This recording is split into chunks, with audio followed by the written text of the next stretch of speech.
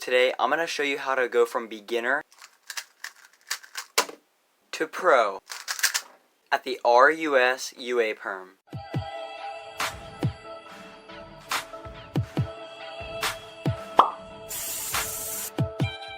Alright, so right now you are either used to the RU UaPerm, which goes like this,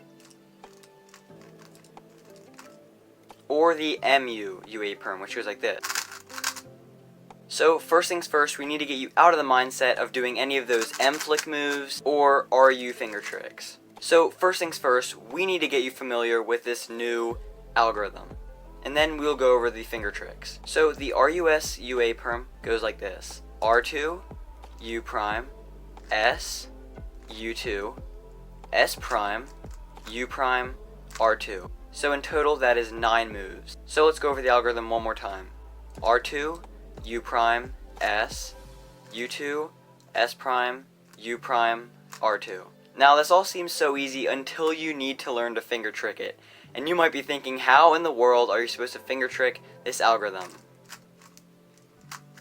It just seems so awkward. That will be so inefficient when it comes to trying to perform the algorithm fast. Now this algorithm often is performed a little bit catchy, but if you are able to get really good at this, then it is definitely super fast. Okay, so now that we know the algorithm, let's get into the finger tricks. So what you're going to do first is you're going to hold your right thumb on this bottom green piece right here, and your right middle finger back on this blue piece right here. On your other hand, you should have your left thumb covering these 4 pieces so nothing moves, and then your left middle finger holding these 4 corner blocks. That's all you need to hold, just 4 fingers. So what you're going to start with is an R2 like that. Now it's hard to just get your hand all the way up there, so you might need to rotate the cube a little bit. Then the U, remember the white face is still the U face. You're going to go over like that, so that's a U prime. Now with your left pointer finger, see, it's free to pull down this layer. And here's where you need to make sure that you have a really firm grip with your left hand. It needs to make sure no other face moves. So whenever you pull down with your pointer finger, no other face should move. So you're going to continue with this hand, and now with your right ring finger, you're going to pull it right back up. Do another U prime, and finish off with an R2. I'm going to go into this again a little bit faster, but it's going to seem more smooth this time. So again, the right hand should be like this. Thumb right here, middle finger back here. Left hand should be like this. Thumb covering these 4 pieces, back, middle finger covering those. And if you want, you can rest your left ring finger just right below it. It might help keep things more stable. So now that you have these fingers in the right place, you're going to go R2, U prime, pull the middle layer down right there with your left pointer finger, continue around, pull it back up with your right ring finger, keep continuing around and into an R2. Now a good way to practice the R and U move finger tricks is to go like this. Keep your fingers exactly how I told you, and just go like this without any S moves. R2, U4, R2.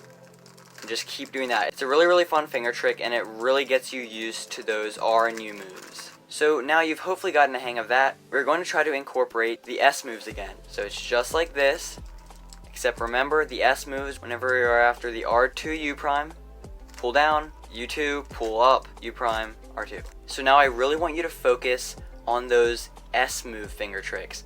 So pretend your hand is still right there, and keep practicing those S moves. Make sure no other layer is turning. For example, you shouldn't be bringing the whole thing. Your thumb should be really sturdy, just like that. Then we're going to go to the next position, and you want to keep practicing that ring move flick.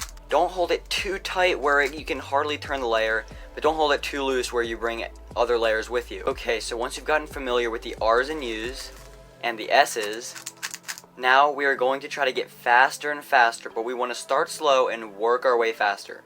Some people, after a little bit of doing this, they might feel like they're not getting fast enough, so they'll try to switch to that finger trick right there.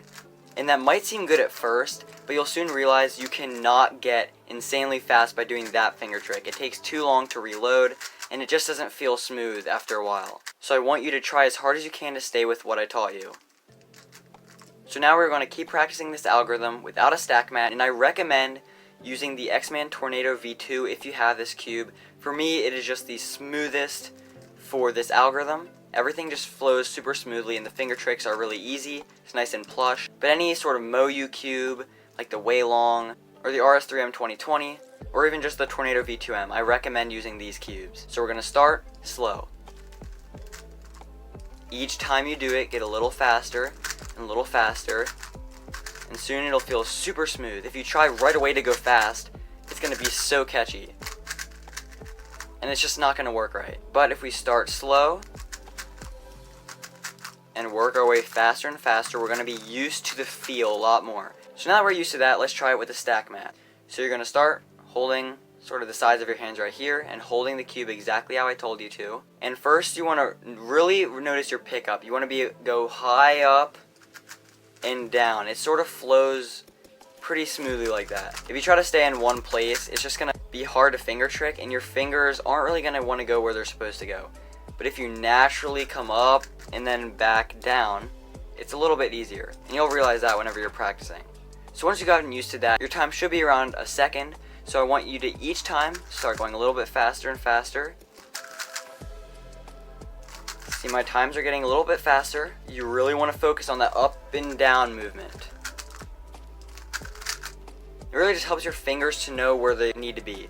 If your pointer finger starts to hurt after a while, you might just want to take a little break and then come back to it, because after doing this for such a long time, it's going to start to feel weird and you'll start getting slower times and feel discouraged. So definitely take a break whenever you need it, and then whenever you come back, it should be better. So after getting faster and faster each time, you should now try to go for speed. You're going to do exactly everything I've said, and then all of a sudden try to go fast. There are going to be a lot of catches and bad ones, but sometimes you'll get good times and you might not finish the last move.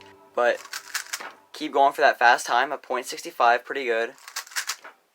.64. So my average fast times I'd say were .65, but sometimes you'll just all of a sudden feel really good and it'll be super fast.